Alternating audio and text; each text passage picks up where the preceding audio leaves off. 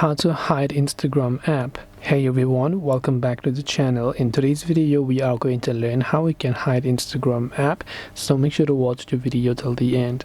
Assuming that you are using an iPhone, and then if you'd like to hide the Instagram app, it's actually quite very simple to do so. All you have to do is go ahead and locate the Instagram app. Now I don't want to uninstall it, but I just want to hide it only.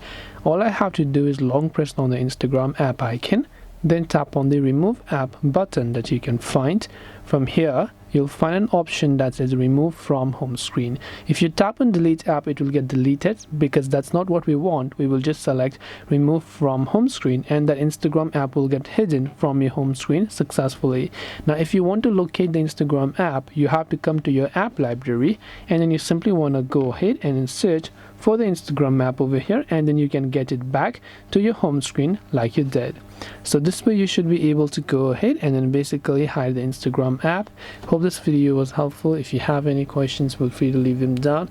Thank you for watching, and see you in the next video.